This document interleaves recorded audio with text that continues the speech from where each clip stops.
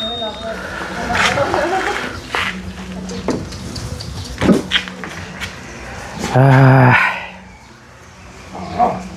ำใจลำบาก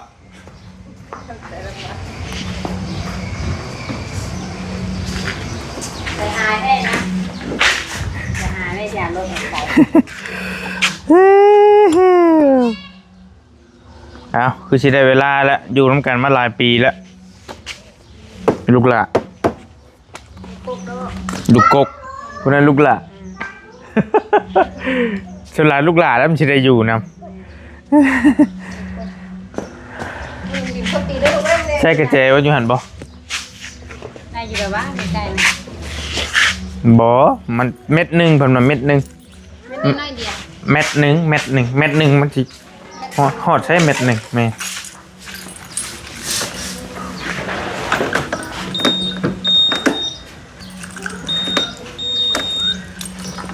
เฮ้ยต้องคมบ่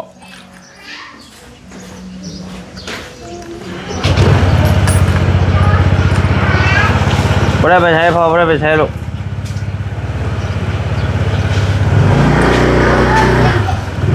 ฮะจะถึกเชาบ่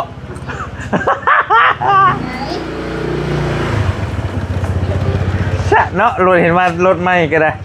เฉียวเพื่อนข้ามรถพี่เฉียวเลย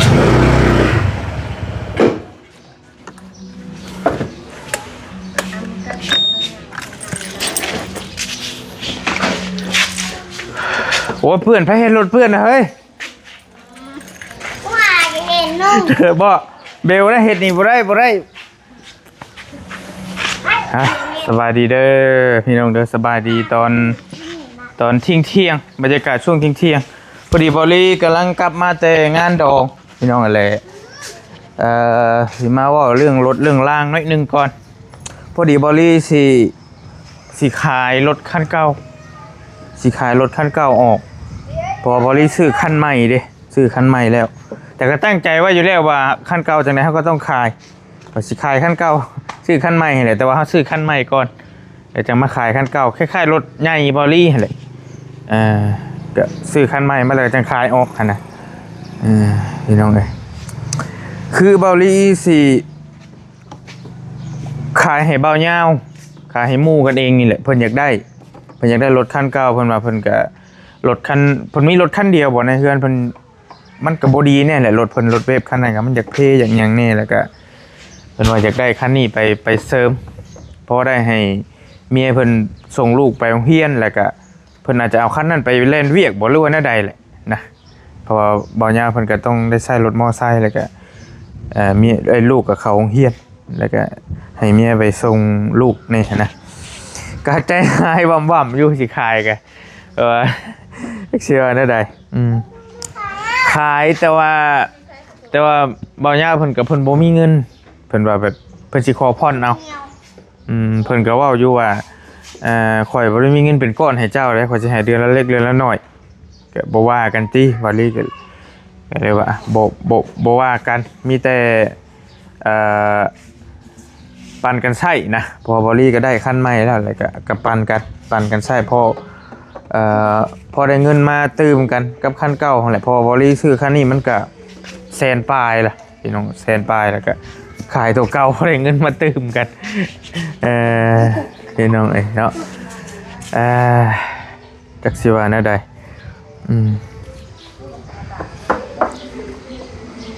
ไปรีน้ำน้องกันไปลูกไปรีเป็นหมูน้องกันไปรีนหมูน้องกันไป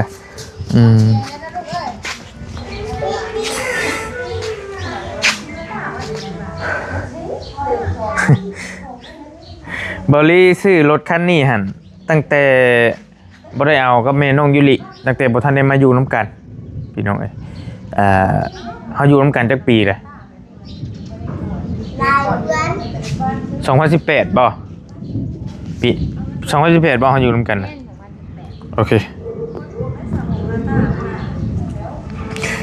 2018ลบ2026 8 ปีรถนี่นะบ่ต่ำกว่า10 ปีแต่ว่าไม่มันยังบ่ทันหมื่นทำได้พอบอดี้บ่ได้ขี่เครื่องนี่ก็ยังแน่นๆแต่ว่าพวกนี้มันอาจจะ ถลอกทะเลกเนี่ยแต่ว่าบ่มีปัญหาจุ่มนี่เอาเปลี่ยนได้อันนี้ก็แต่อันนี้เดิมเดิมหมดเลยเดิมล้อเดิมแม็กเดิมยังเดิมหมดทุกอย่างนะพอบริแต่ก่อนหันเคยแต่งเป็นล้อน้อยแต่ยังบ่ทันได้เมียเคยแต่งอยู่เปลี่ยนล้อน้อยใส่แต่ว่าเปลี่ยนใส่คือเก่าแล้ว ยังไม่รถอันนี้ประกันว่ายังแน่นๆพี่น้องเอ้ยบ่ฮู้ว่าอยู่ไทยเพิ่นขายกันเท่าใดในราคามือสองพี่น้องบอกบอลี่นี่ว่าขายเท่าใดรถอันรถยี่ห้อนี่พี่น้องเอ้ยเนาะรถคิก Honda คิกไปอยู่เป็นหมู่น้องไอ้ลูกไปรีดเป็นหมู่น้องหน่อยไปหน้าบ่าวเวียงกันแป๊บนึงไปอยู่เป็นหมู่น้องไอ้ลูกไปHonda คิก Honda คิก125ตัวนี้พี่น้องแต่มันกับรุ่นนี้มันกับหัวมันเปลี่ยนโชมเป็นลายโชมและตัวนี้มันน่าจะเป็นตัวนี้แล้วก็ทัดมาเป็นตัวนี้เป็นคือของบอเชียงนี้รถนี่นะน่าจะประมาณนี้แหละ ที่พ่อแม่พี่น้องน่าจะฮู้ดีจีดอกเรื่องรถถ้าว่าไผเล่นรถจักรรถอันนี้ก็ได้พี่น้องเนาะแต่พี่น้องก็ว่าอยู่หลายคนว่าคือบอลี่ซื้อรถคันนี้ก็มันถ้ามันเหมาะบ่ถนนบ้านเฮามันก็บ่อยากเหมาะปานใดถ้าให้เหมาะอีหลีนี่คือรถมีเกียร์รถเวฟนะคือรถลุงเฮิมขี่นะแต่นั้นเหมาะสุดพี่น้องแต่ด้วยความที่ผู้หญิงเพิ่นขี่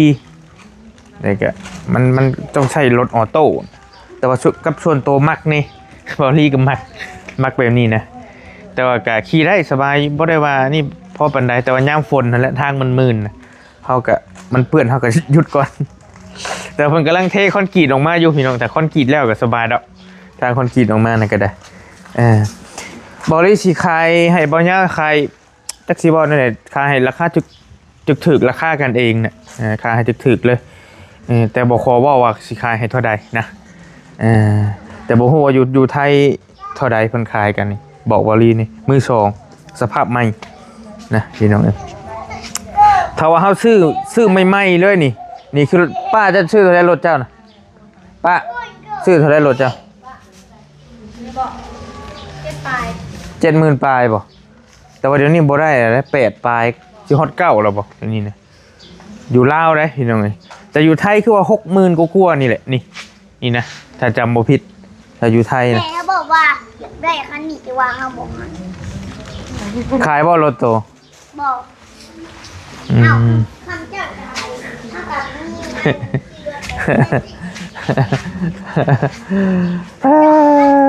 พี่น้อยมีจะถ่าจังหน่อยบ่ย่าเพิ่นสิเข้ามาเอาบอลลี่ก็เลยมาถ่ายคลิปถ่าพี่ถามน้องว่าบอลลี่สิได้เอาปล่อยรถคันนี้ออกแล้วก็สิมาแจ้งเรื่องซื้อรถบอลลี่เนาะมือบอลลี่ซื้อหันกะบ่ได้ว่ารายละเอียดหยังมากมาย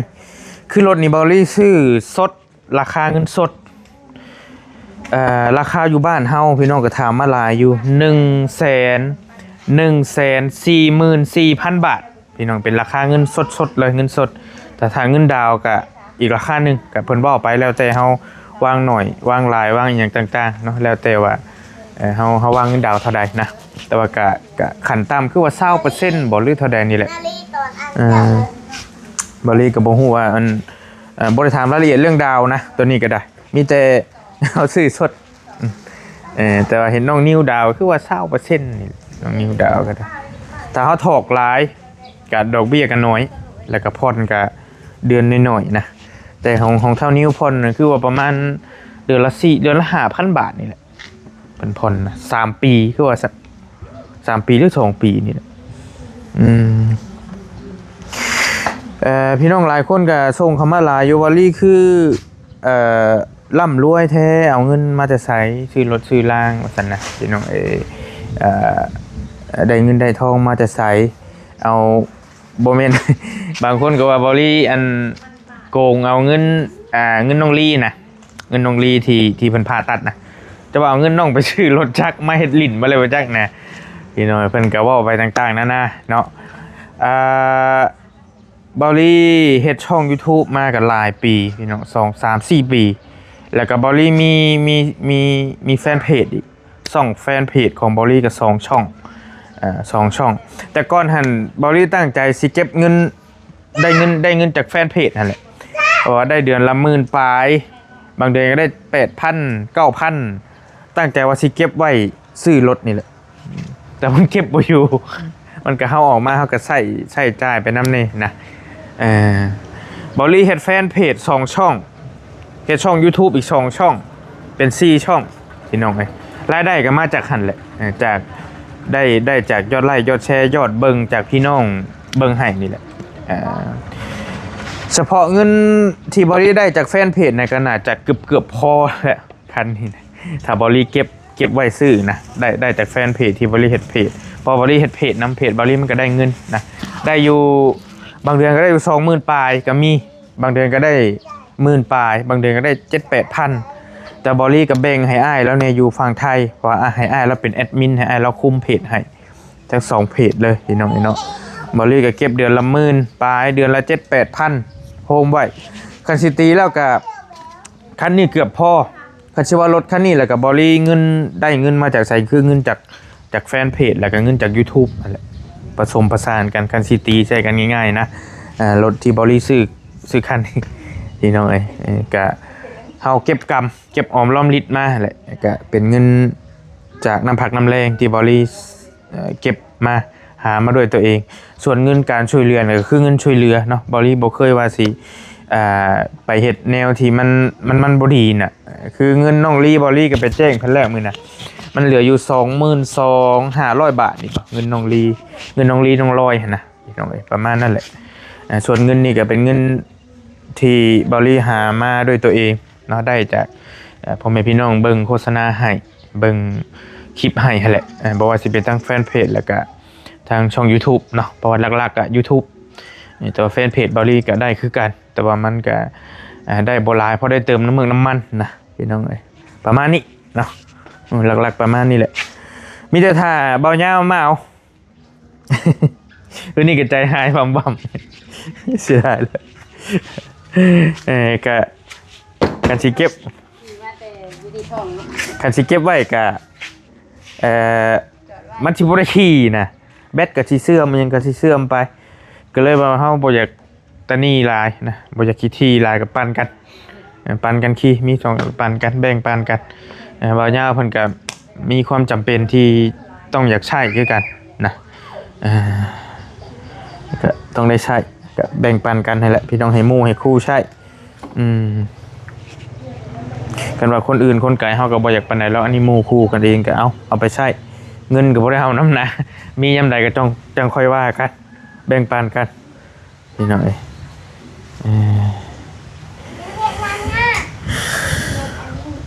ใจหายบ่มๆอยู่จักมื้อแล้วเอาขี่มาแต่วันที่14เนาะนี่ก็วันที่19 5 มื้อ4-5 มื้อบริยังบริขี่ไปไกลจักเถื่ออยู่ได้ยินเขาเจ้าว่ามันประหยัดน้ำมันประมาณ45 โลเนี่ยต่อลิตร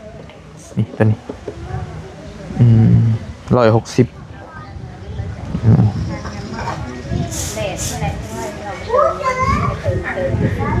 บดนี่แหละเป็นแต่ไปขนาดนี้สมมุติว่าเสียมซับกันได้ลูก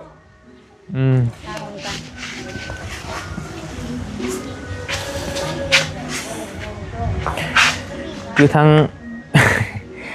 ตะกี้ว่าทั้งคันว่าทั้งป้าเพิ่นว่าอยากได้ก็สิให้เพิ่นแต่ว่าเพิ่นก็พอมีรถขี่อยู่อันนี้ก็มีรถไผรถมันอยู่บ่ได้มีหยังบ่ออกว่าหรอหยังมันน่ะนี่ฮะเจมันบ่นี่มีบ่เทมเลยบ่นี่ของยูริบ่นี่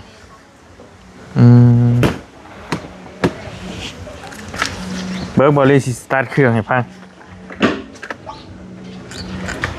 แกเนมเตอร์กับรถโอ้ยนี่พี่น้องเลยเสียงมันยังนุ่มๆอยู่เลย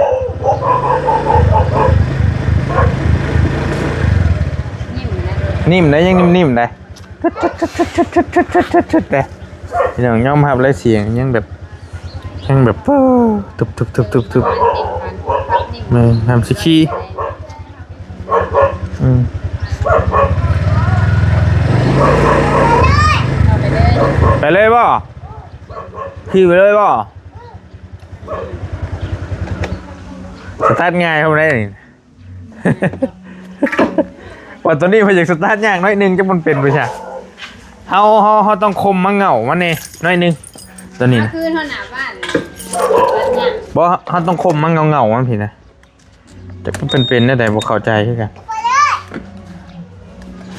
นี่คมมาเหงามันนี่เลยอืม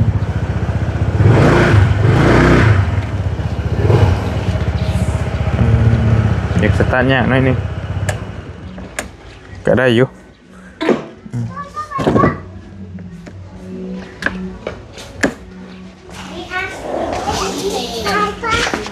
จังหวะได้อยู่แล้ว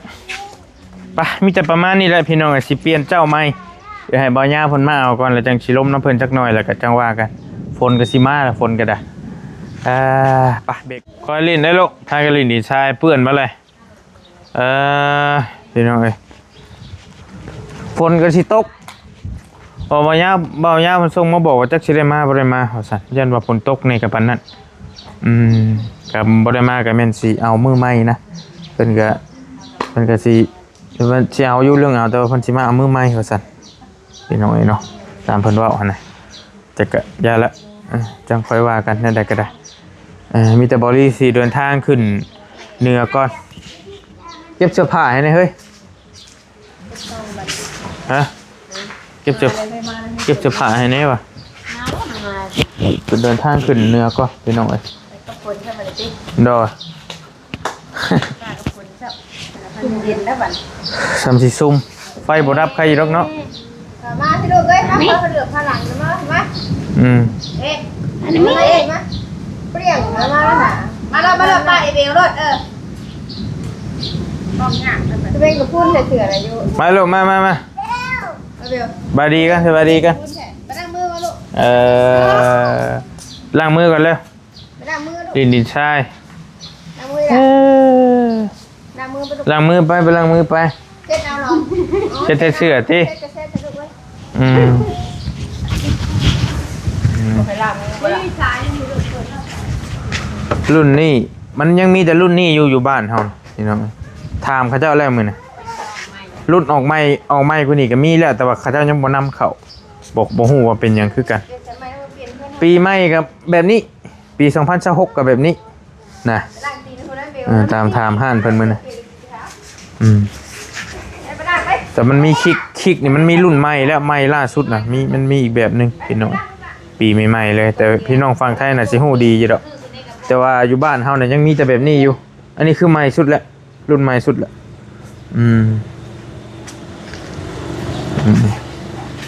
บอลี่ถามมื้อน่ะคือว่า80,000เท่าไหร่วะแต่ลัก8ปลายน่ะเพิ่มได้บ่แล้วนี่เราซื้อ7ปลายนึง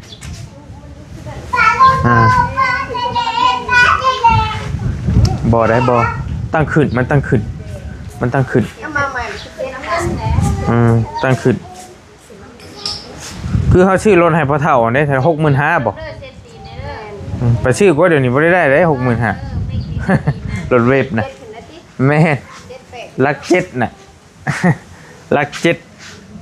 6กับ6แก่ๆนี่แหละล้อนิ้วล้อนี่น่ะ ก็ไงคือว่าแบบว่าช่วงมาใหม่นะคนคนนั้นแหละอะไรติ๊กอะไรกัน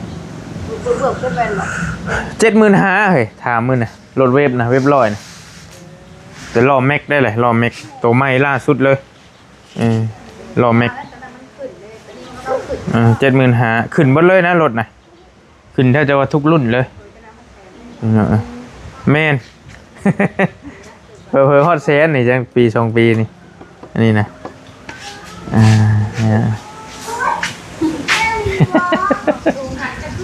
คือของสาวเลยนี่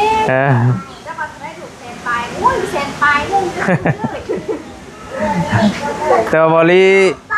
ถามปีก่อนๆหันคือห้องอันนั้นโดยอันนี้น่ะเซนเศร้าปลายนี่แหละโดยลูกแท็กนี่เลยตอนนั้นมันเป็น125เด้ตอนนี้มันเป็น100โมนตอนนั้นมันเป็น150 เล่นเป็น160แล้วเปลี่ยนโฉมแล้วแบตเบิร์ดได้ลูกแบตเบิร์ดได้อืม นี่เลยหาดีไปพูดกัน ดีจริงเลยดีอะไรแต่อันน่ะเอากระจายหนึง มีอะไรนะ